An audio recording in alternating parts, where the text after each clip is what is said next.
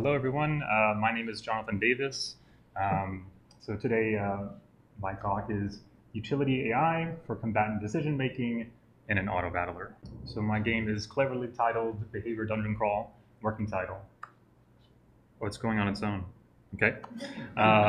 Didn't do that in the test. I made this as a part of a Game AI graduate class at Northeastern University. The game, it's sort of somewhere in between a game and a research project. So it is an auto-battling, turn-based tactical RPG played on a 2D grid, and it utilizes utility AI for all decision-making for the combatants. So like at the top here, there's your player party. At the bottom is like a party of enemies, and the player doesn't control anything. You know, you take your hands off. And the AI agents make all of their decisions for themselves. This includes ability usage. You know, the different characters have different abilities that they can use. Ability usage also kind of entails target selection as well. And then, of course, they use utility AI to also determine which individual tile on the grid that they want to move to. So real quick, if you don't know what utility AI is, can I get like a raise of hands? Who definitely knows what utility AI is? Okay, cool. So it's kind of a fancy word for scoring or ranking. It is really good for comparisons between different domains, which is commonly referred to as like an apples to oranges problem. Typically what is done is okay, so it's impossible to compare the value of eating versus the value of talking to this person kind of directly. So we used utility, which is just a number between 0 and 1, to kind of homogenize all the values so they could actually be compared against each other. So using the game The Sims as the example, it's probably the shining example of utility AI in video games. But other notable ones include Dragon Age Inquisition. In this scenario here, we have a character who is very hungry, is averagely lonely, and not very bored. So in your average case, with no other factors, they're just going to eat always, right? This smart object, the refrigerator on the left side, is advertising that it can, improve your hunger, or the opposite, satisfy your hunger. So the character's just going to eat, right?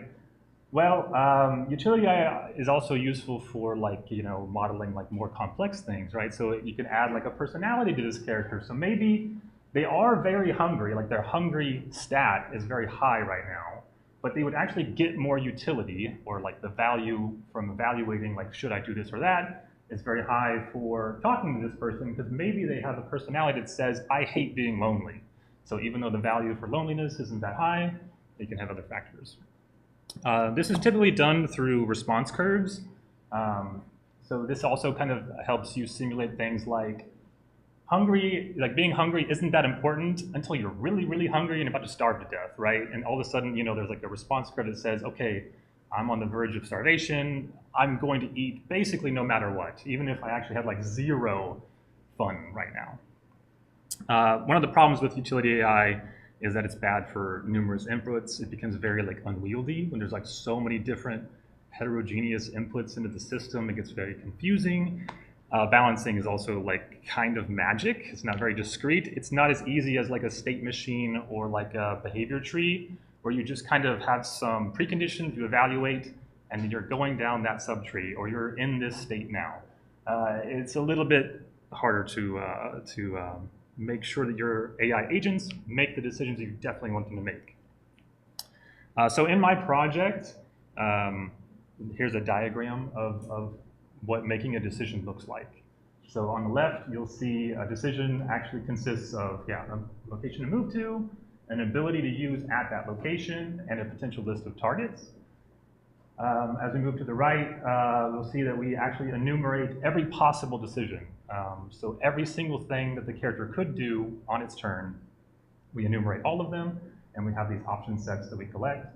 And then we run every single one of those options through two different utility functions. So at the top, we have movement utility functions. At the bottom, there are ability utility functions. And these can have additional layers, right? So each of these individual friendly territory, opposition territory, or like X range from opposition can be a layer that they evaluate that particular decision through.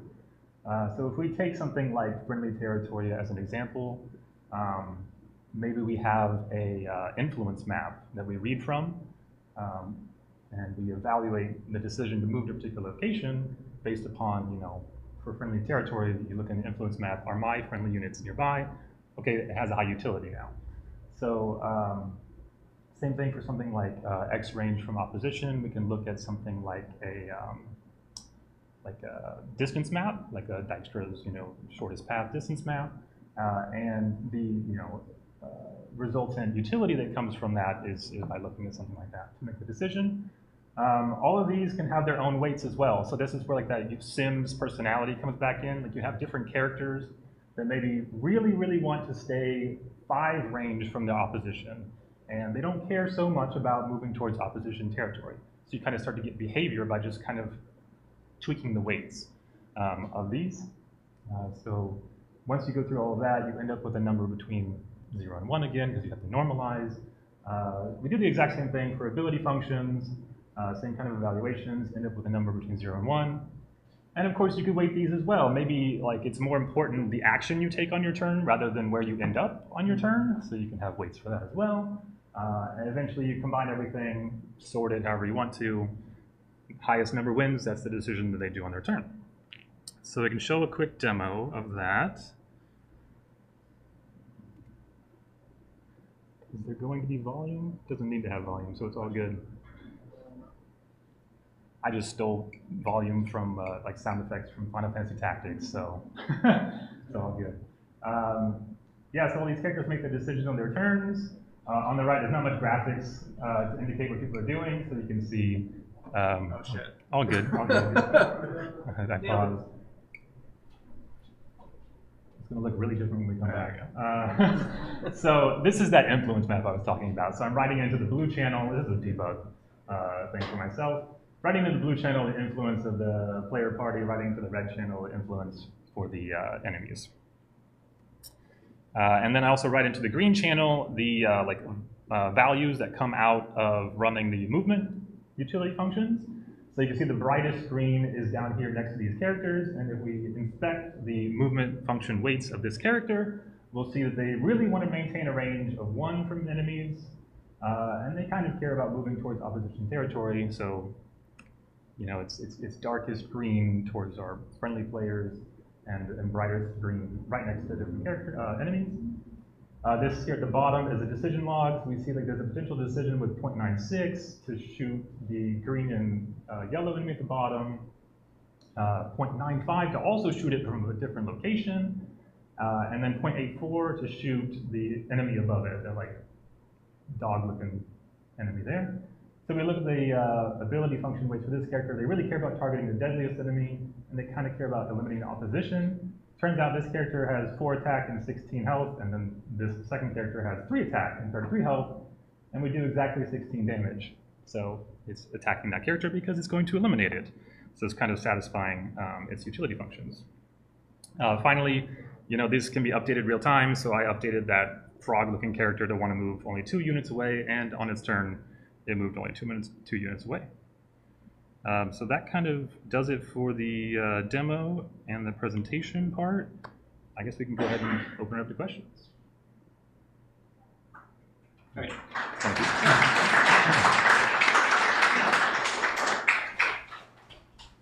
Question here? So at the start you said it was like sort of a game, right? But like sort of the demo. But you also mentioned that it's hard to balance if it's on screen. With what you did, you know, and thinking about like autobattlers in general, you don't really expose these mobs players. Like, do you think there's an interest here in like there's something you get to if you were to give this game to someone to play around with it, is there a way you could present it to them in that form, or do you think this is more useful? So the question for the recording, nice, was, you know, there's not much of a game here. How could you gamify it, basically? And exposing these values to the player is kind of crazy, right? Like we're just being able to change what units do. So yeah, actually, like after this research project and after the class was done, I spent a little bit of time before the summer semester started Making it a bit more of a game, I think there's a great game idea for this somewhere out there. I turned it into an incremental, shout out to who was talking about incremental dungeon crawler where you're actually unlocking the ability to have these utility functions at all. So you like start out with like only one, and your characters are really, really dumb. And then as you win fights and do more fights, I mean it's an auto battler. You can put it on like 6x speed, and it all like makes decisions super fast. So you start to like unlock the ability to change things about your characters, and of course I added like stats to it and stuff like that. I mean, it turns out it's not that much fun to just like move a number and like, I guess my characters are, I mean, you can see like very clearly when you change a number, they act differently, but it's not a lot of gameplay. So maybe kind of finding a way to add more gameplay to it would be better. Good question, yeah. Second question. Are those values being mapped through a response curve, or that you can't see when you're adjusting the weights, like internally, or are you just like multiplying them by some weight? Yeah. So the question was, is there like a response curve in the background, or are we actually just changing weights when we move those sliders left to right? Yeah. So it is. I started with response curves and changed my mind, I guess, somewhere through the project, and decided to do more of like a on my turn, what's the best thing I can do? Sort of like come up with a min and max for like, this is how much damage I could do. This is the minimum damage I can do. This is the maximum damage I can do. Now, like this actual action of attacking this guy over here, what's the value of that compared to the min and max? And you come out, and you again multiply by that weight value, and you end up with a utility score from that. That's what I ended up doing. Yeah. Sorry, what is the response curve? Response curve would just be like say you want to maintain a range of 5, so like your x is like 0 through 10 or something like that, but 5 has like a really high y value, so it's like a triangle, where like I really don't want to be 0 units away from the enemy, I really want to be 5, I really don't want to be 10, so it would just be like a curve going between those. Yeah, good question. Anybody else, or are we at time, or are we all good? Yeah, sounds good. Thanks everybody. I'm going to be talking about where'd my physics go, how to support physics on low frame rate devices. So to start with the setup, start with this, no, left click, there we go. All right, so when you're talking about Unreal Engine and physics, this is the system that you're basically talking about. You've got your application running on top, you've got Unreal Engine that you're making the calls to. Unreal Engine itself has what's called a physics solution, or solver when it's doing the actual math within it. And back in the UE4 days, this was PhysX. This was something that it was borrowing from NVIDIA, I think. And then they went back to rolling their own, which they had back in the very old days, with what's now Chaos in Unreal Engine 5. What does it look like if you're not using physics? That's when you basically just directly tell what Unreal calls your actors, which are these objects on your scene that have certain things in common, like it actually gives you hit points and stuff like that. A whole bunch of stuff that you would think of as kind of in a game is in an actor. And you can simply tell it things like move, add actor local offset, push it across your map, whatever you want to do. And it will do that for you because you told it to. The way that call goes is you make the call into Unreal Engine, and Unreal Engine says, okay, and it does it. Oh, the delta movement piece there is because if you're doing it during the tick, and this will be important later, if you're doing it during your tick, the tick will tell you how much time has passed during your tick so that you can kind of logically figure out like the fraction of the piece you want to move for that particular point in time. Once you're adding physics to the loop, now instead of saying, I want you to go from A to B, what you're saying is, I want to apply force at this point to this object, and you figure out what that means. And so now, what you're doing is giving a direction for the force. For example, the actor forward vector, or whatever, like it's whatever your game logic says. And your application says, hey, Unreal, add this force, please. And Unreal's like, okay. And then it goes down into the physics solution for whichever engine it is, calculates what the ramifications of that is, if there's any collisions, if there's any bouncing off of anything, which is why physics is cool, because it calculates all that stuff for you.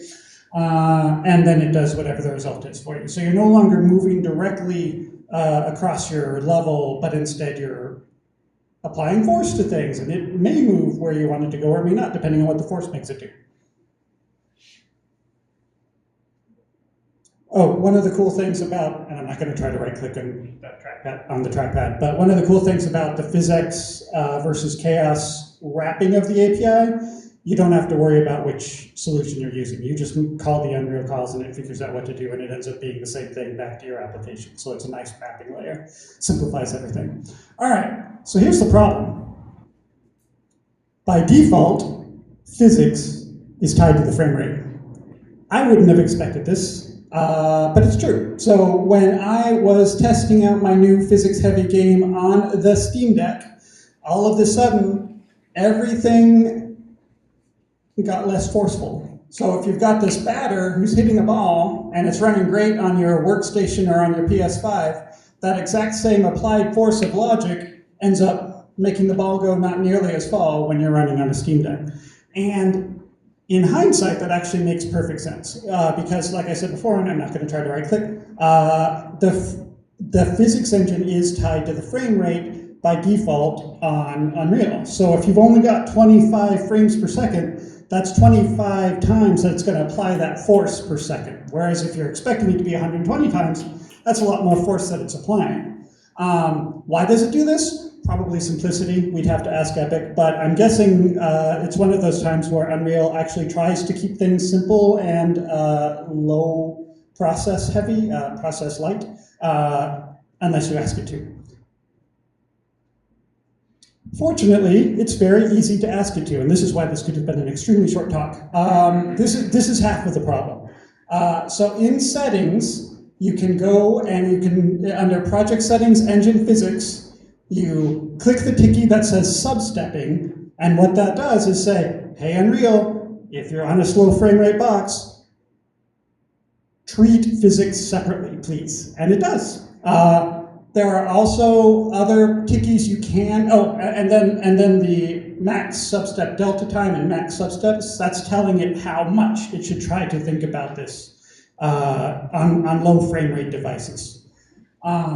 There's also the concept of async, which I am not using personally, although you can use it, and you would think, at least I do, you would think that when you're working on a game, you've got this complicated game engine, and it would have your game loop with your ticks, and it would have its own physics loop with its ticks. And you can do that, and that's how you do it, but they warn you not to, because this is one of those experimental features, and there's a lot in Unreal that may get very unhappy with you if you do it outside of your game loop.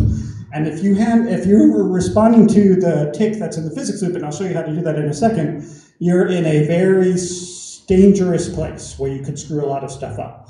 By all means, you can use it, play with it, but be ready for things to blow up, because they probably will. And you do not have to get what you need in this particular case, which is the important thing. All right, so you've told the engine, don't use async, just use synchronous, that's fine, but please do the extra calculations. But you might have code inside of your tick somewhere that's actually doing the add force example that I showed before. So what do you do now? There's a few steps you need to do. It's not hard, but you have to do every single one of them.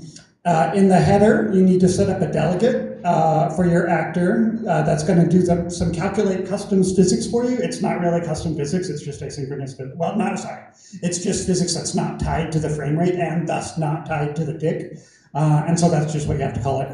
And then during your begin play, you bind your delegate to the substep. You give it what function call to call for that, so it knows. And in this case, I just called it substep tick.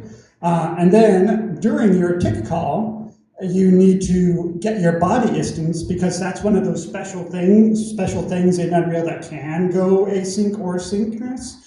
So this is what you would do either when you're async or async. and say, I'm going to add my custom physics now on the thing on the delegate that I told you about earlier. If you do those three things, then Unreal will call substep tick for you, and that's where you add the force. And as long as you do that logic there instead of in your main tick, then the physics solver will deal with the appropriate fractionization or multiple columnistness of it in order to compensate for low frame rate devices. And then if you do go for async, it's very similar, except now instead of doing the call from your tick, it's going to do what's called an async physics tick actor callback, which is just inherited from actor. Or if you're using a component, they have an equivalent async physics tick component that you would use instead. And that's it.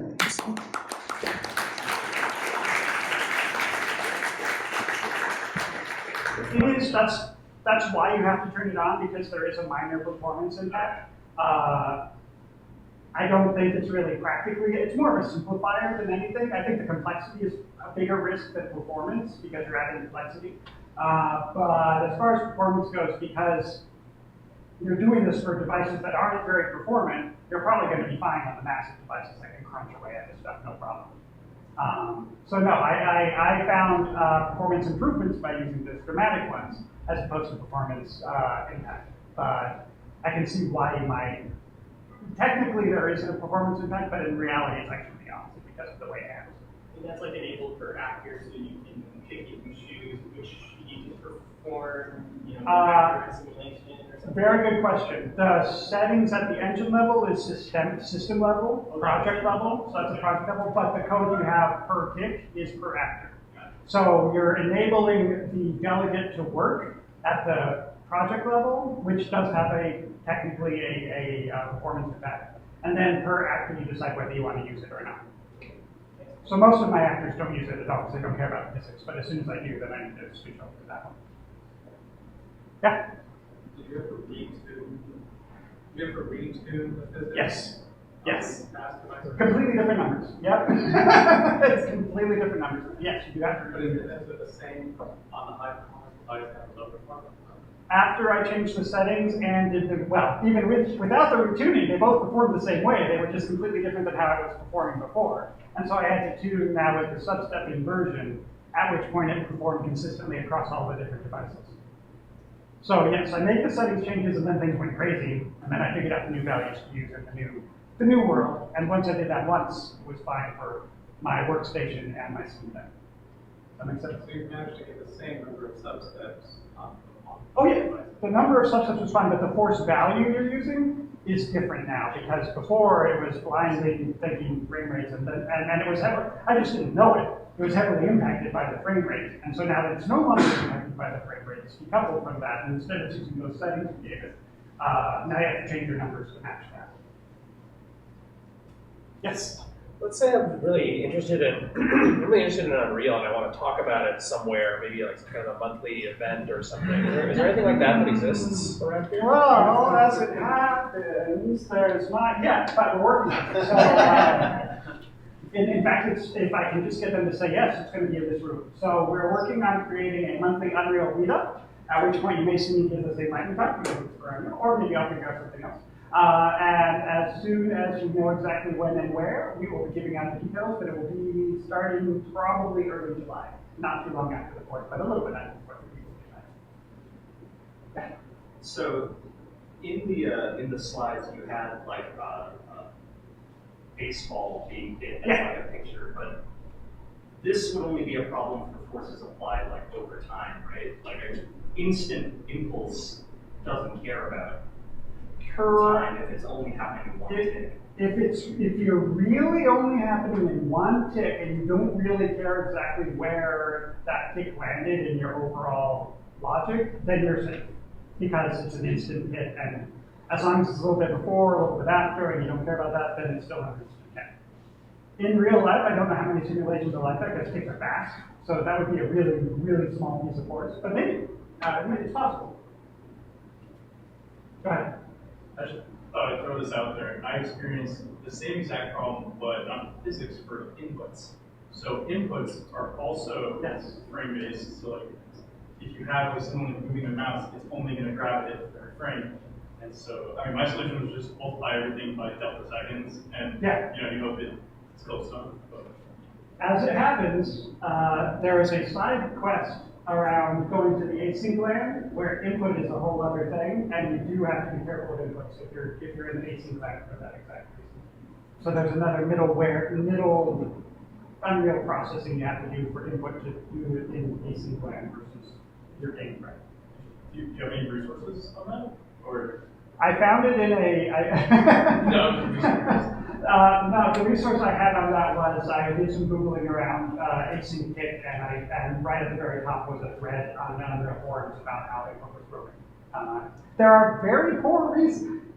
This is why we're setting up an Unreal group, as it happens, because there's not a whole lot of resources out there to talk about these things. So come in July, and we can start to talk about all of this. I'll be there. Yay! All right, probably. I got to sit down. All right, so feel free to find me afterwards when you got home. This is my talk about why you might be valid, but your blueprints might not be. Data validation in Unreal. So this is something I spend a lot of time thinking about. Who am I? Gavin Camlin.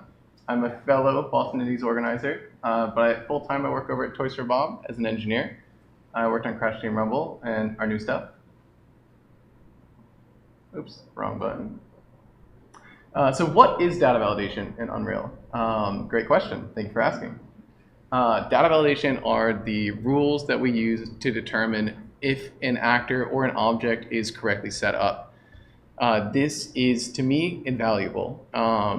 For full context on my side of things, I have a system that I own in our game that is used by around, at any time, 5 or 6 different designers. So that's a lot of hands, and I'm the main engineering owner of it. And I only have so much time in a day to go through and review what designers are doing, and I live in constant fear of what they're doing. So this kind of system, this kind of work can really help to catch unintentional mistakes before they happen. For example, if an actor's in Geo, we can check for that. If an actor has a specific naming scheme, we can check for that. If it's maybe missing a reference or something might be configured incorrectly, we can do all kinds of stuff and check for that. We can also use this as a source of truth. If you're going through and setting up an actor and you save it and the actor yells at you and says, not set up right, you're gonna kind of listen to the actor. Actors don't usually yell at you when you say them. Additionally, this is a really good spot to provide resources for further educating yourself on the systems and its inner workings. Now, I'm sure everyone in this room reads documentation, so that shouldn't be an issue. But documentation updates all the time. Documentation falls out of date all the time. And there's a lot of different niche cases in a lot of different systems where it's a just good opportunity to point someone towards the right direction on what to read on why something's breaking. So let's talk about our different types of validators we have here. So we have our first set, which is U-object validators. If you don't know, pretty much any object in Unreal is a U-object. You can have actors, blueprint classes, data assets, game modes. These are all U-objects, which means all of them can override is data valid. That's awesome. What this allows us to do is we can build custom data validation into any object depending on what the context of the object is. Then we have our big boys, the validators. So these are big bespoke validation sets of validation commands. We can do a lot of different interesting cool things here. The isDataValid will run whenever you validate that object, where a validator will attempt to run any single time we enter a validation context. So unfortunately, my screenshots look like ass. But if you would imagine, the first function up here is basically asking, can we validate the current asset that's being saved or validated? if it meets our specific set of parameters, then we actually run the validation code on it. So this can be super useful. Wrong button again. So how do we at Toys for Bob use it? There are 4 different types of validation contexts, of which we use 3 of them. The save context will trigger any time that somebody saves a object of some sort. This tends to be our lighter weight tests. Someone is saving. People do that a lot, hopefully. And so we don't want to get a developer and set them up with a big lag or some sort of hitch while they're saving and developing something. That sucks. No one wants to deal with that. Ask me how I know. This also provides an opportunity to test against the current level that they're in. We do a lot of testing that reaches outside of the objects itself. I'll talk about this a little bit later once we start getting into the commandlets in our own workflow. But this also will only has the scope of testing the current object that's being saved.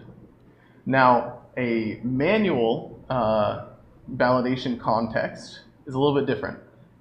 It's kicked off manually. With this, we know the developers are actually going through and they want to enter something, so we have a little bit more peace of mind that we can take a little bit longer to test something. We have some validation tests that will take up to a minute. This is by design. One of the reasons for this is that we will go through and load up relevant levels for those objects to check for different stats and different bits of validation and ensure that everything has been correctly configured. This is really important when it comes to giving developers a way to mimic our commandlet contexts, but on a smaller, quicker level. Now for the commandlets, we have a validation commandlet that will run pretty much every single validator we have. This is not intended to be run on dev machines and instead is intended to be run within like Jenkins or some sort of job-oriented runner. This will load up all levels. It will check everything. We have certain validators that even scrape up every single type of a certain object and run those against everything. We will additionally go through and run all of the lighter weight tests on the save side of things as well. So this is a lot. Why do we do a lot of this? What does the day-to-day of a developer working under this look like? So typically, over here, Mr. Stockman is showing us that he's working over in Unreal. He's making a lot of saves. Great. Love that. Once he is getting his work to a point where everything's looking good, everything has been correctly validated, he will go through and make a change list in Perforce and send that off to Jenkins. Jenkins will then run the commandlet version of our validations with the current version of the project. Now, that wording is extremely important. At Toys for Bob, we're a team of 40 plus people with external contractors. That is a lot of hands on one project. Things are getting submitted all the time. People are making changes to things all the time. We cannot at any time assume that a developer's local version of their project is equivalent to what is actually in the project in Perforce. So what this allows us to do is to check and verify for any sort of weird edge case where, say, Stockman is adding a reference to an actor on an asset, but a different person has then deleted that asset in a different change that gets submitted before Stockman can validate and even updates his own local dev space. At this point, if Stockman's change list gets denied due to being invalid, he'll go through, sync, and then maybe start running some manual context validations to figure out what's going on. We might start a conversation about what happened here, what could be the issue. And this is great because the alternative here is that Stockman pushes his change and everybody's game breaks. That sucks. Ask me how I know. I've broken the game so many times. I also don't want to prescribe this as a one-size-fits-all thing. This is us. This is our team. We have what I would consider a larger team. I would be lying if I told you guys that this was maintained with no effort. There is effort. There are points where the system feels clunky. There is buy-in that you need to earn from developers. And depending on what your team, what your rate of, like your speed of development is, what this looks like to you is going to look very different than what it looks like to us. But the important thing is that there are tools here that can help people navigate systems that they might be unfamiliar with at a local level without having to constantly tap other people on the shoulder and maybe point them in the right direction. That's my talk. Happy to take some questions. And yeah.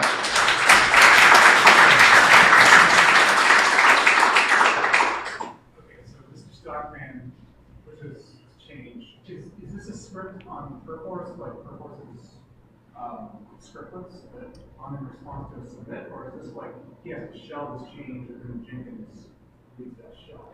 Yeah, it's a great question. So we have our own launcher, and that launcher itself it has a knowledge of what change lists a developer will have locally. When a developer is ready to validate a change list, there is a button for it in launcher. What that does is it then shelves to Perforce and sends that CL over to Jenkins. Jenkins will then pull that and also pull the latest version of everything that comes with its own faults of, like, you can't validate a change list if you don't have the latest version of something. Getting that to work with blueprints and exclusive checkouts is kind of a headache. But it is, that's kind of where, when I was talking about buy-in, that kind of stuff comes into play, because you need to make sure that developers are submitting through a specific route rather than just raw Perforce submitting. It sounds like it both takes effort, and a team is 40 plus contractors, etc. I don't even know if it should be estimated this way. Like, is one person enough people to kind of maintain the system going for 40 plus people? Is there multiple people working on keeping the system working smoothly? Yeah, so I mean, we have, when I talk about data validation, it is, I talk about it from within my scope of the system that I own. We have a few different systems that all have their own bespoke data validation. We have a bunch of different data validators. They're owned typically by the person that owns the system, but it can be owned by a variety of different parties. That kind of stuff does take time to maintain. And there is an amount of, the person who's maintaining it is also on the hook in case something goes wrong as well, which does happen. Sometimes we have edge cases in validation that we just didn't consider. Sometimes we have to make validation looser in certain situations to accommodate for certain use cases. It's an evolving system, and it's meant to be taken as something that is a stopgap, but maybe with this workflow of not exactly gating off Perforce submissions, we can brute force something if we need to, if it really needs to get like either undone or we need to submit something immediately. It can be done, but yeah, there is a lot of maintenance. Did that answer your question? Yeah. Cool. What are some of the useful, like, it sounds like some of the tests that you have run are water, like, you go load up the level. Mm-hmm. So what are some of the things that you find helpful to check for in the context of what you got loaded in? I think you were saying maybe some of it is like just something lighting geometry. Yeah. I'd say the one that saved me personally the most sanity is we have, in our game, we have a loose connectivity for referring to actors. We have like an ID that refers to a specific actor. That ID doesn't need to be loaded at any time, so that actor has a state attached to the ID that can be referenced at any time, but the actor itself doesn't need to be loaded. What that means is that we have an understanding of in this asset references this ID, which references this actor. We know in this level, this actor needs to exist. And if it doesn't exist, there's something wrong. And that has saved us so much time. There's been so many situations where like an environment artist is going through and maybe accidentally deletes something that they shouldn't have. Maybe a designer is going through working on a different part of the game that they're not as familiar with and, you know, accidentally moves something or deletes something. We had a point where we were someone was trying to clean up a deprecated asset and was trying to clean up all the references that it had, tried to delete an actor and realized that, oh shit, that actor is actually referenced on a different asset. So we actually can't, or maybe we need to delete more things. So that's been one of the things that saved the most amount of time, I think. Okay. I can go. Okay. You're good. I have a very similar question to that one, which was, I'm thinking about when you're writing these tests, you're doing it on an object that's outside of the scope of the level. But clearly the tests are being run within the scope of all the levels that the object is in. So are you, like, is this something where you can like be using to validate composition? Is that like a style that y'all use? Is breaking things up into different components and then making sure that the ones that are in? Or is it like on the other extreme, you're very tightly coupled with different things that you're, like you were kind of describing, but I don't know if that's not. Very tightly coupled with other things that are on the level, and you have to make sure that those are all present every single time, every single level. I'd say that there's a tight coupling to some of our assets. It's a tight coupling in a way that we can reference the current state of them without them existing yet. So say if they haven't been loaded in yet, but they still do need to exist at some point in the game's lifetime to work. We write these tests in a way where we're not doing any sort of heavy level loading at any sort of time that is very hitchy for a developer. We don't want to cause any sort of hitches and cause any sort of workflow or flow issues, but sweet. I'm happy to talk more about this later. I think about data validation all the time, so thank you all. Hello, I'm Sam. This is my talk. It was called porting games to Playdate, but that was, I guess, a bit of a lie because I actually only ported one game. You may as well call it like my experience with the Playdate so far. So first thing is like, what is the Playdate? That's the Playdate. It's like, and also this is the Playdate. So it's a small like handheld console made by, and this is a really poor resolution image, but here's just like what a game looks like on it. So it's a console published by this company Panic, and it's manufactured by Teenage Engineering, who also does a lot of like audio hardware stuff. There's 6 buttons for games and a crank on the side, which you can see here. You can like spin that crank around. This is just some details to like kind of put the thing in perspective. It has like a 400 by 240 pixel display, which is 1 bit. It's pretty dense, so I have like 2 monitors here. This laptop is an Apple, so it's like super pixel dense, but like it is more pixel dense than a 27-inch 4K monitor. So it looks pretty smooth. It has a CPU. To contrast it, it sort of like falls in between a DS and a 3DS. It's maybe like twice as fast as a DS and half to a quarter as fast as a 3DS if you want to, depending on how parallel you are. But it doesn't have dedicated graphics, so that CPU is doing all the work. And then it's got 16 megs of RAM, and 8 kilobyte L1 cache, which is just for accessing data quickly. If you don't know what that is, that's okay. And 4 gigabytes of flash memory, so that's where you store your games on the disk. It also comes with 24 games when you buy it, which are delivered to you over 12 weeks. That's called a season. What does it look like to make games on a Playdate? It comes with a free SDK, so anyone here could download this and make a game now. It's sort of annoying if you're planning on using the crank for your game because it's hard to like simulate a crank on the keyboard or mouse, but you could do it. So there's a simulator to run games, which just runs kind of an application that works on your hardware. So I have that here. It looks like a Playdate, and it just like works like one too. And you've got, you can well, I guess maybe it doesn't want me to do that right now. But anyways, you can navigate around, and sometimes it works, I guess. And I was just praising it earlier, but you've got this, and it can work, and you can even like control it with the device. I can say, or vice versa, use device as controller. Maybe things seem to be not going, which that's how that works when you do a talk. But it runs the games as fast as possible, so you need to test on a Playdate before you release the game. That's also kind of a tricky part. You just need to know someone with a Playdate, which you do now, I guess. They have pretty detailed documentation, which is nice. They have a C and Lua programming SDK, and then there's like some community bindings for some other popular systems languages and Swift.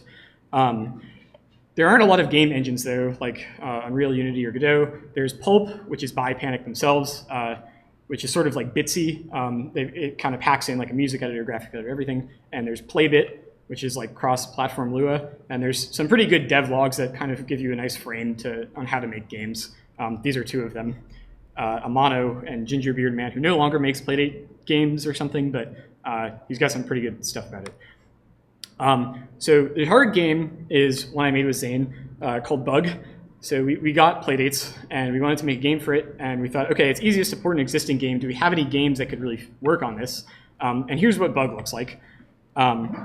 So it's like aesthetically very simple. It's a one-button game, so you can use any button on your keyboard to play it, and like it so happens to be in C++.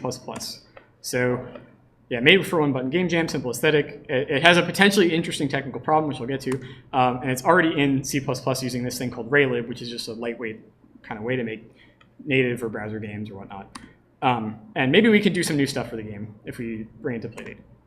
Okay, so this slide is a little bit more technical, but first step is just to bring the game to C from C++. I tried Lua, which if the Playdate behaves well, I can show the first effort here. There's this thing called Mirror, which is also super cool, where you can just, yeah, okay, that works beautifully. So I think the first one was called Bug. And so this was the first thing I made. I made this just on a flight, looking at only the documentation, porting a game over. There's no gameplay, nothing works, but the bugs move around and stuff, and okay, that's cool. But it's not super straightforward to translate it. C to C, C++ to C is easier, so let's just do that, and we'll have an intermediate step if it works.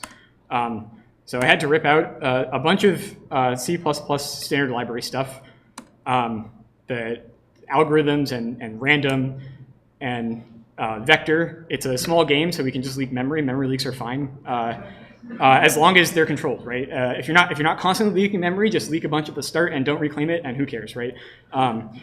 So no more object-oriented programming style. Now functions are going to operate on data, which is somehow a little bit nicer for this game because we have like these like large amounts of bugs that we're doing the same operation on.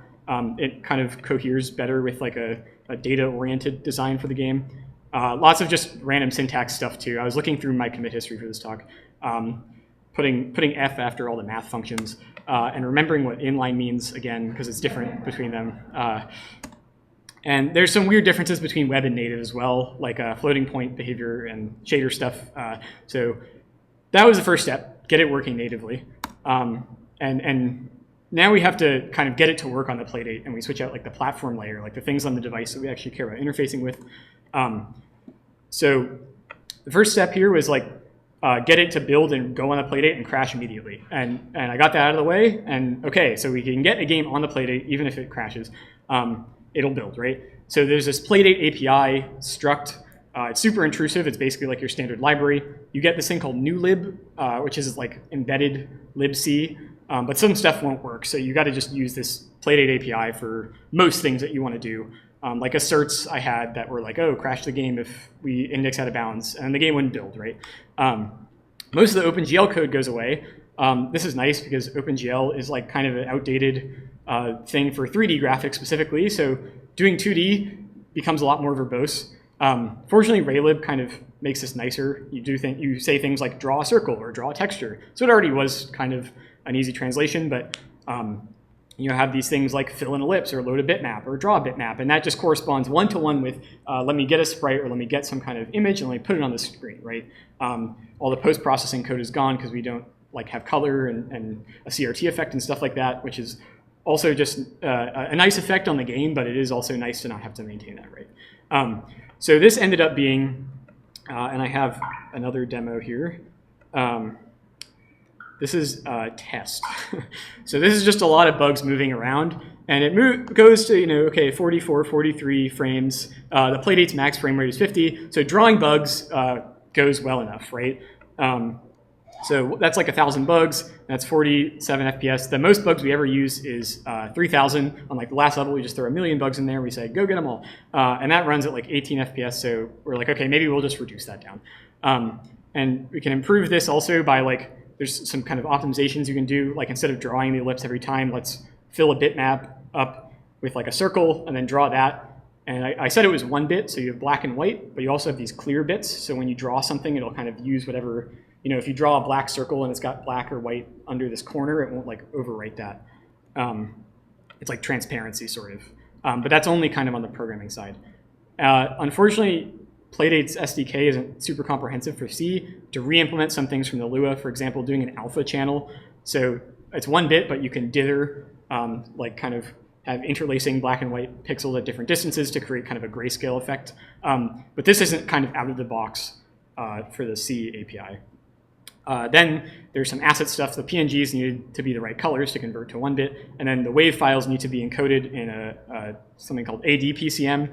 I don't like fully understand. I can't describe that fully, but it's smaller, more compressed, and Playdate has a tool called PDC that automatically converts your assets to Playdate's format, which is nice if you're bringing a game in and you have like PNGs and wave files, right? So that's nice. So now the game is ported, right? If we go home, we can go to bug, or one button, I guess, I don't know. And here's the game. And it's running kind of, it's got the graphics, it's got this grayscale, it's got everything, right? Well, first we had to get it to build on 2 different machines, which was annoying. So I kind of went through all the Playdate build stuff, and I wanted kind of a minimal tooling because I want to play the game and build it on my machine. Zane also works with me. It's a good way to make sure your build stuff works is have 2 people with different machines.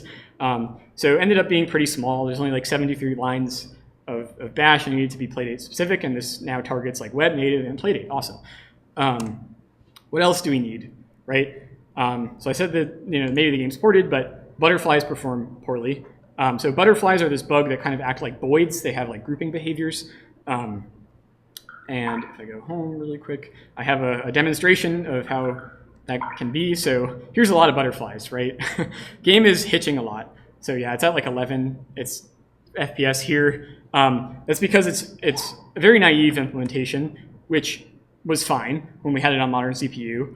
So it's just like every butterfly checks every other butterfly. It's like, how close is it? And then I do my grouping. But Playdate, as I said earlier, it has a smaller CPU. It also has a smaller cache, so memory lookups are slower if either you have a lot of things, right? So need to figure that out. Didn't have time to do that for this, but we likely need to do like spatial hashing, which is sort of the thing you turn to first, and or have a better memory layout for butterflies. Like we only care about their position when we do lookups, so let's have all their positions be tightly packed, put them in the cache, and then we can do our lookups without hitting the RAM, which is pretty slow.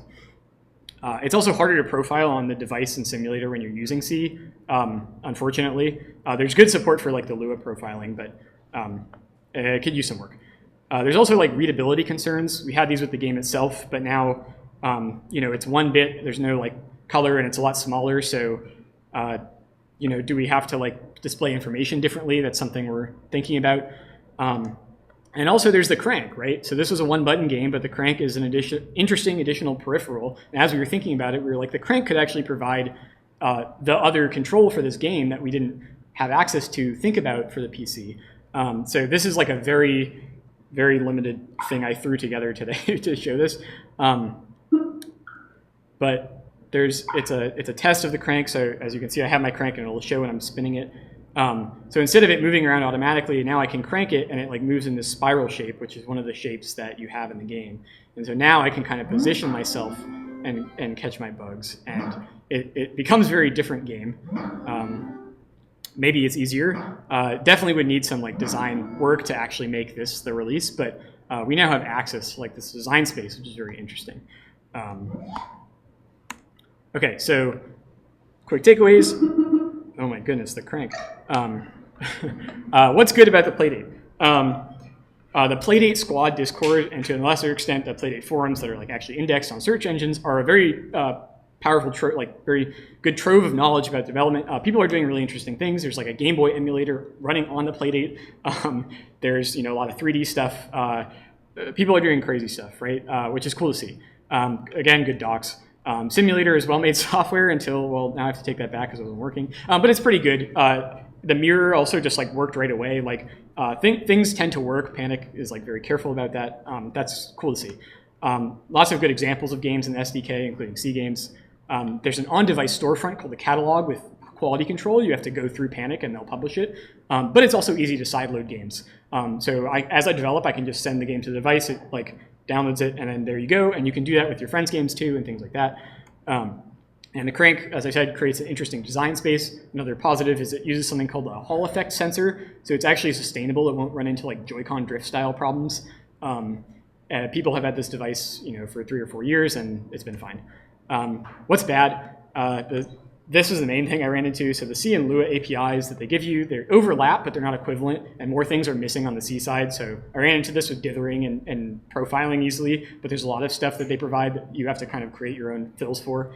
And these two aren't about this game, but they're about kind of other opportunities for games. So the Playdate has a Wi-Fi card, but there are some restrictions. Originally, games published through Panic, so on the catalog, could use a leaderboard API. Now, every game can use HTTP or TCP, but you have to grant permission, and it might be a little weird with like sideloaded stuff. But there's no UDP, and the Playdate can't itself act as a server. So as a result of that, it's hard to get two Playdates to communicate without some third thing.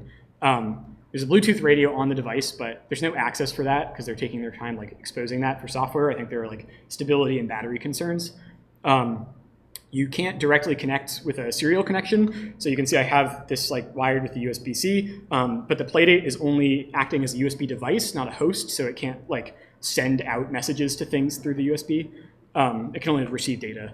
And when I got it, I was like, I want Street Pass or like a Pokemon style thing for this because it's cool. If I have this, someone else has this, let's do a connection. There are some things like people set up relays that you can connect two Playdates to, and then they can talk. But okay. That was maybe fast. Sorry, I didn't know how much I had to go through, but do we have time for any questions?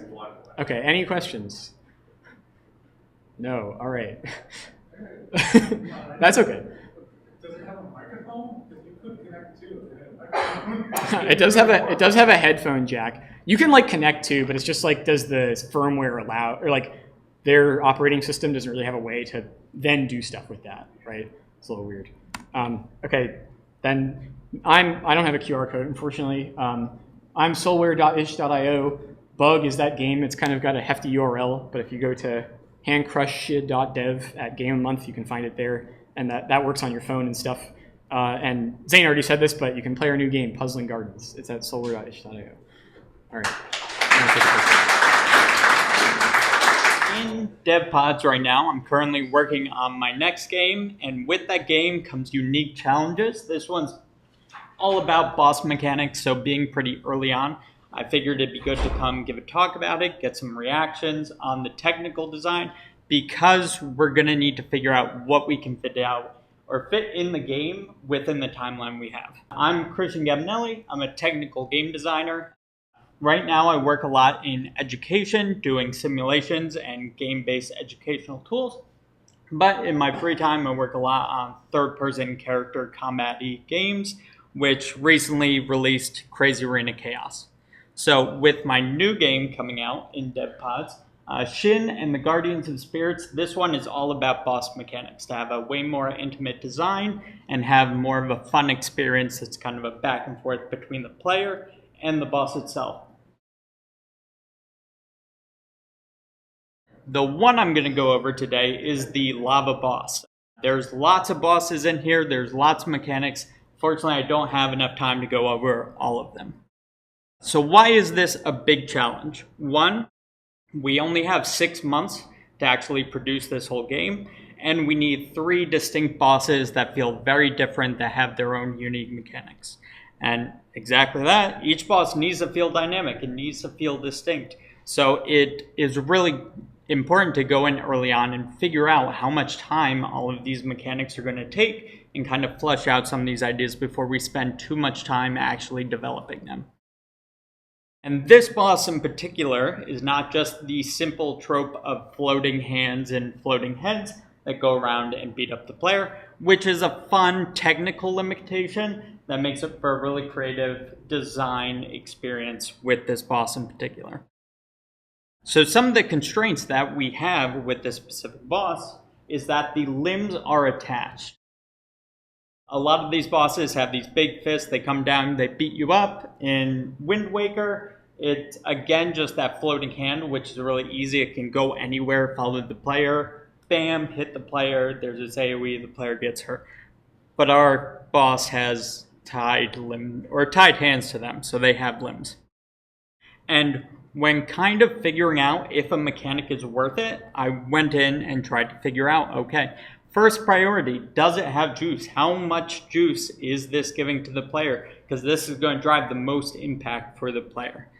2, how much time is this going to take to implement? If something has a lot of juice, but it's going to take a significant amount of time, maybe it's not as good as the other simpler solutions to actually get something in the game and feel good.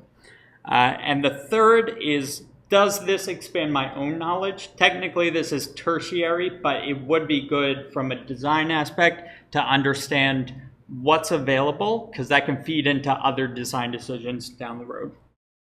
So, what constraints did the player have? And I thought this was important to add into this as well, because it's really important to know how many tools and what tools the player themselves have to actually interact with the boss. And in this game, going in, we understand that our player within 1 second can run about 10 meters. They can dodge 7 meters within 0.4 seconds. So if we're doing AoE-based attacks, we need to telegraph that and give them enough time and enough range for it to actually move out of the way. And our boss as well, one of those big constraints having attached limbs, is that it can only reach so far. We could go back later and reiterate this, give it a bit more reach, but right now it can only reach about halfway into the stage, which is where that first technical hurdle really came in. And just going over some of the quick synopsis of those mechanics is first a fist slam, and then figuring out how to actually change the position of this character as well. So the fist slam specifically could be a number of different solutions to have it actually interact and play with the character. And these were kind of just first ideas that I put down to kind of flesh out more and figure out what would be worth it. So I'll go into why some of them work and some of them don't, or some outweigh the others. So the first was a double fist AoE slam, where it doesn't have to worry so much where the player is. It's just doing a really big generalized zone. Bam, hits it, you get this giant explosion, and that's one of the pros for the juice, is that the whole stage explodes. That's pretty impactful to the player to see their entire space just explode, and they have to figure out how to avoid this. Time, it's a pretty simple animation, and just have to have an AoE, so it'd take about a day to implement, and we're only worrying about one zone, so it's a bit easier of a challenge, but there's not really anything new being learned here. The second is the quadrants, so that the player can be in these individualized zones. We'd have to have one animation lineup for each one, because if it just hits one area, it's never going to reach those quadrants, so we need those animations to reach all the way there. Found out later in the design constraints, the back quadrants don't even really matter right now, because the boss can't even reach that far. The time for this, there's 4 distinct animations to make it feel like it's actually hitting in the correct spots. This would take about 2 to 3 days. And again, learning, there's nothing really new being learned here. It's just animation hitting a specific spot. Now the third option was the IK of a hand moving around, figuring out where the player is, and then trying to hit the player wherever that IK goes.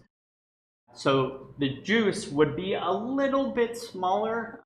It kind of be more condensed down to wherever the hand hits. This makes the most sense. And for the time, because it looked like high effort to actually get in runtime some kind of IK or solution. I ended up estimating it'd be about 1 week, or I'd dedicate 1 week to just figure out this as a solution.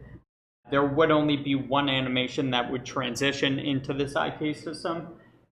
And definitely be learning something new. So that's why I actually went back and tried to figure out the IK system first. And that ended up being a really good option because it only took about an hour to get the fist actually hitting where the player is. And it was a lot simpler than I thought it'd be. But it doesn't create as much juice as the other ones, which kind of put that down in my category of priorities, which made the double fist slam actually the winner of this because it had the most juice, the most impact, the most feedback for what the player is going to do, because we care the most about what's going on with the player. Now, the second thing we had to worry about is changing positions, because for the first two options, I had to think a bit more about changing positions to give the boss themselves more access to different spaces on the stage, and even so, we do want our boss maneuvering around a bit.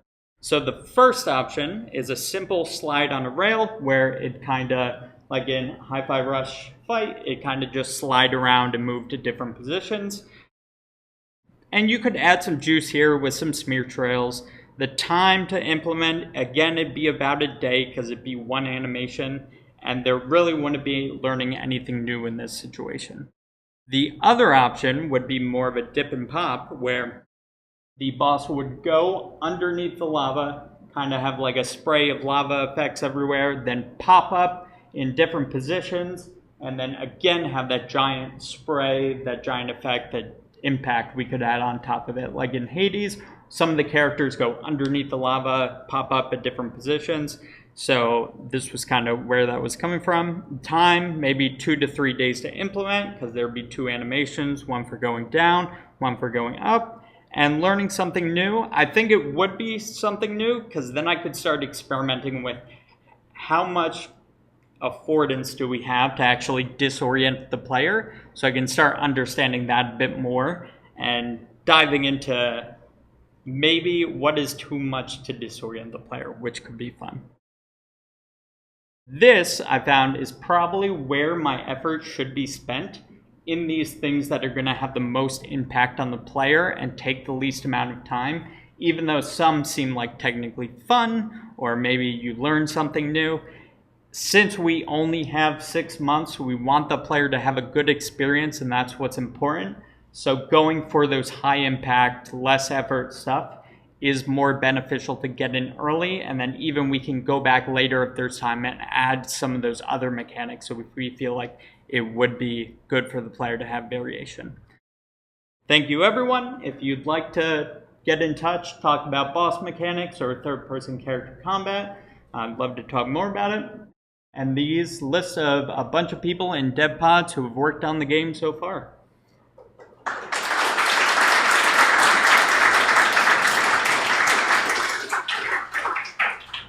Any questions or comments? It'd be great to get feedback since we're only 5 weeks into development. Yes? What do you mean by juice in this game specifically? So in this game, the juice would refer to how much flair is there to each attack. So like with the biggest attack being here, the AoE zone, you can have this giant hit effect on top of it. You can have these rock debris going everywhere. And the reason why this one feels more juiced than the other ones is kind of by scale alone. In the other versions, you can still have this effect. It'd just be a smaller scale. So it's almost like Michael Bay, the bigger the explosions, the better it's going to be, the more impact you're going to have to your player or your viewer. Yes? Just out of curiosity, given the timeline, how many unique moves do you expect each boss to have? do you think that might affect how the calculation on which moves you go with? Yeah. So preferably, we'd like to have 3 distinct moves for each boss, and each boss would have kind of like a 3-phase. So if your boss gets down to like 2/3 of the health, it go into its new phase, introduce a new mechanic, and then a lot of these would be like a basic hit mechanic, but then later on it introduced more kind of situational awareness or positional awareness, where it introduced like flying AoE or projectile, so you have to not only worry about getting hit by the main boss, but also these projectiles or these things that the boss is spawning in also. Yes? So I thought it was really interesting when you use this system of how long it takes to implement, when we learn something, is it very juicy? Mm-hmm. Is that kind of a system that you use on multiple projects, or is that something you came up with this one in particular? This is the one I came up in particular. There were much more metrics and measurements on this, but thankfully Chris helped me narrow it down to what would be the best. So I narrowed it down from there, but overall, based on the last game, even the simple mechanic of just beating up like a very rudimentary NPC elevated it much higher by the amount of juice that was put in. So that became my main metric of how you had the most impact to the player.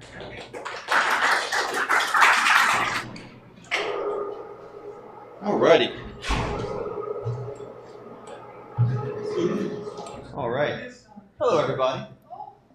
Hi, I'm Chris. Yeah, slightly emotional time for me. I'm moving in 4 days, so this is the last time most of you will see or hear me in person. I think I've given 6 talks in 3 years. Then I tried to end on something different by going a cappella without slides. Let's see how this goes. But the main thing I want to speak on today is basically that collaboration with people. People are our answer in a rebellion against AI. Obviously, we're under attack.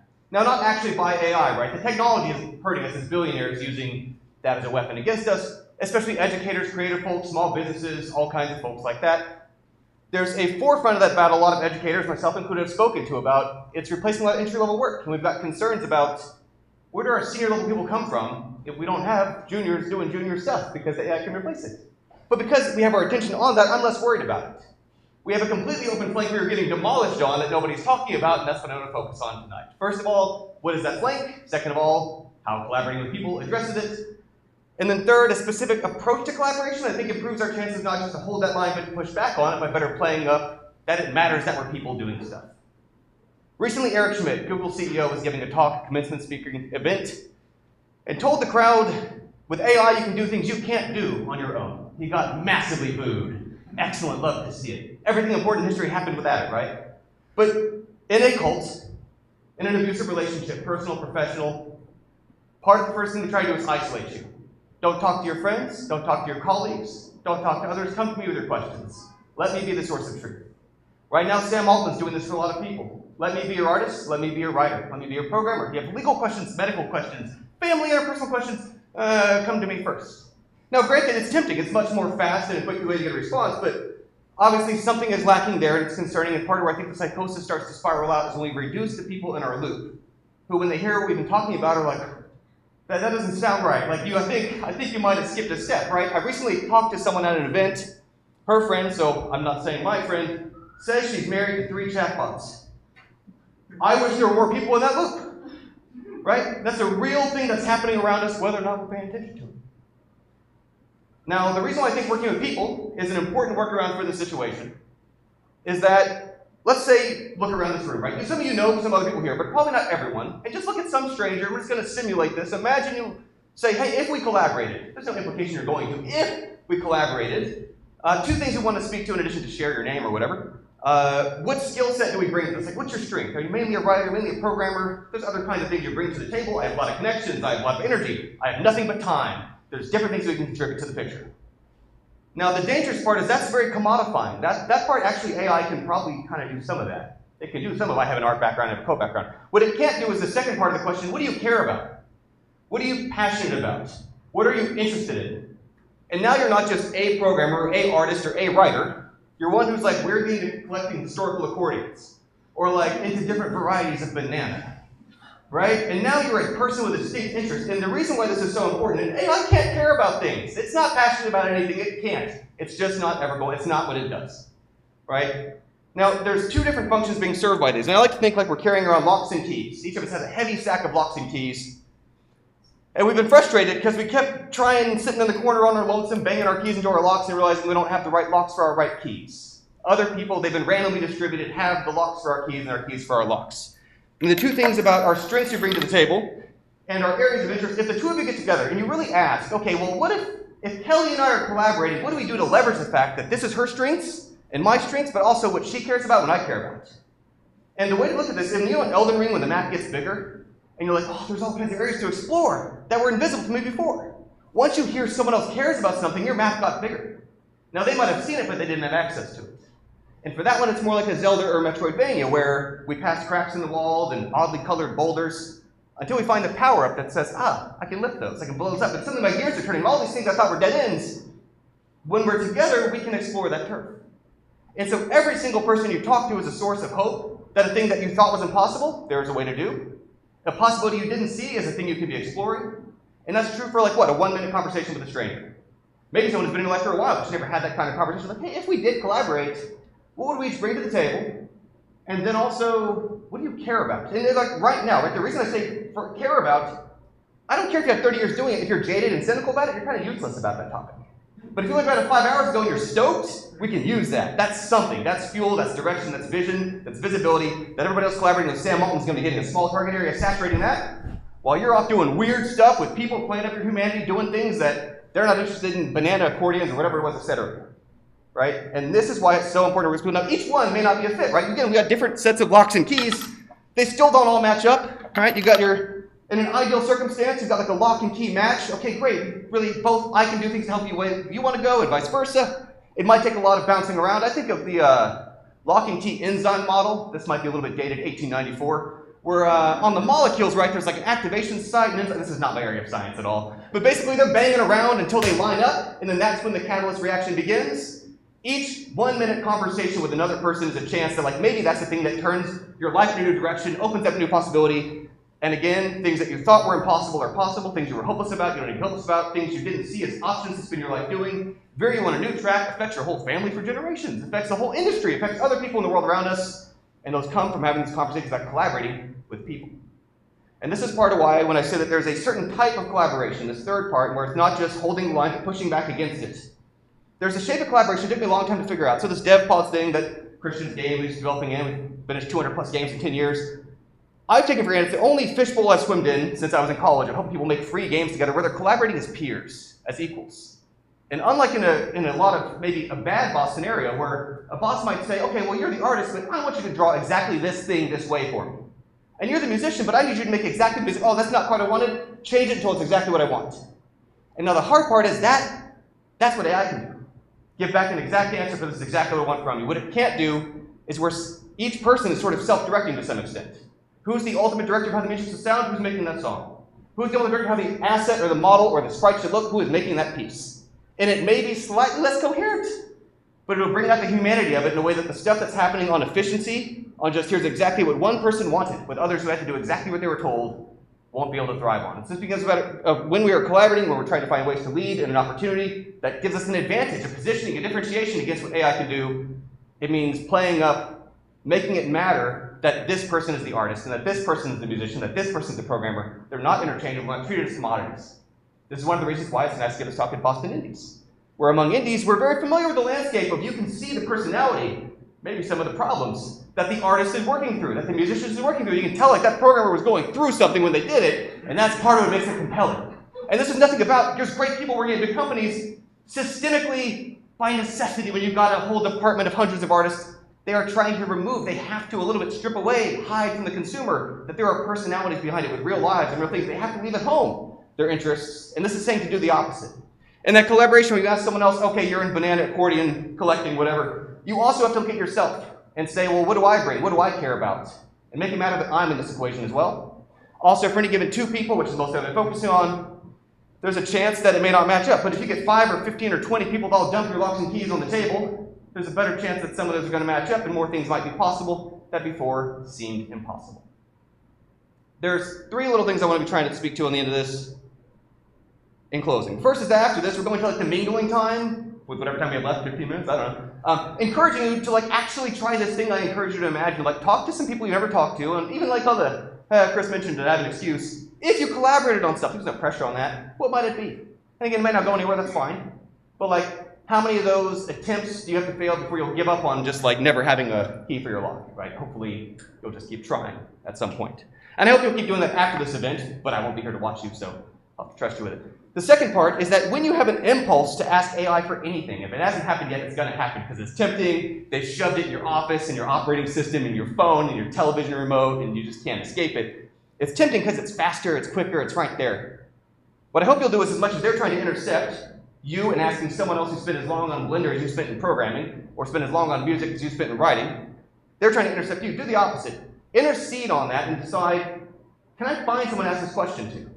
Right? And you're in this area, you have access to the community, or you're catching those videos and like you know somebody somewhere, or you go and do like the awkward LinkedIn post or Facebook post, if someone who knows about whatever, right? Like, it might take longer, but that arrow stays in your quiver thereafter. Then in the future, when you have another question about OpenGL, you're like, you got a guy for that. And when a friend of yours is like, hey, I got a question about OpenGL, you're like, I got a guy for that. Because you went to the effort to do it, that pays off long term, and will differentiate again what you can do, give you an advantage, humanized, unique, weird, original work, where every combination of 8 billion people on the planet is going to result in different output than everybody teaming up with Sam Altman. And then the last thing I want to end on is to point out that very little what I'm talking about is specific to game development. Right? Like, I think that we're in a field where it's very clear that our collaborators have completely different things they've done with their life than we did. We've got artists and engineers and writers and business people and so on working together. But there's other things that feel like they're very frustrating locks that we wish we had a key to. There's other skills that we wish we had a use for. And remember too, when you're asking somebody else for help and they help you, in addition to you got an answer, and probably a better answer, if you ask a real expert, you often get a better question of like, actually what you should ask is this. You're also helping them feel purposeful and meaningful, that they knew something and how to help you with something. It reinforces for them that it's worth knowing how to do things and understanding stuff. Give that out to your fellow people rather than to training data for Sam. But the same thing about comparing your locks and keys doesn't need to be limited to the games we collaborate on. It can be about the regulations in the apartment or condo you live in, the street you live on, the industry you're in, the company you work at, the school you're at, your city, your state, your world you live in. And that's it for me. Thanks, y'all.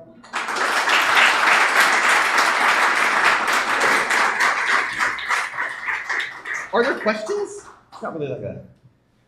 Like slide 4 when I had the diagram with the math.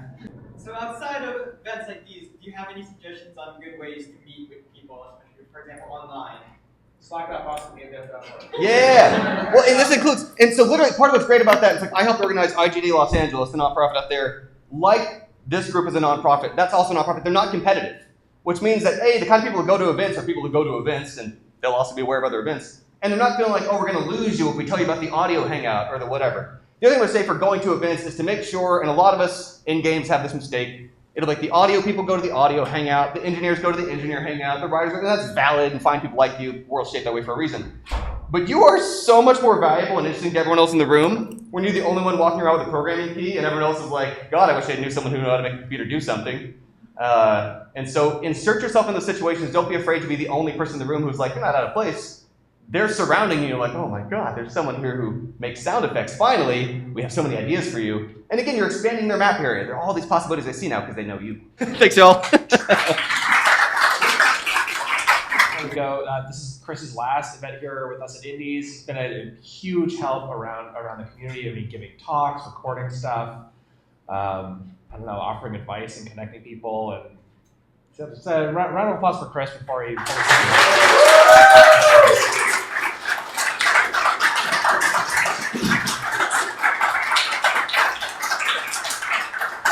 And I think also just a nice sentiment about why we do the stuff we're doing and why we run this community and why we're all here to share and to help each other out and all that good stuff. Chris also taught me a really nice little pinball trick. It was the pass off of the bumper. It was really, really handy and also like kicked off me learning about a bunch of other little like fun pinball techniques. So yeah, thank you, Chris. Yeah, I had one more thing that I forgot to mention. Yeah, of course. Sweet. So I forgot to clarify this.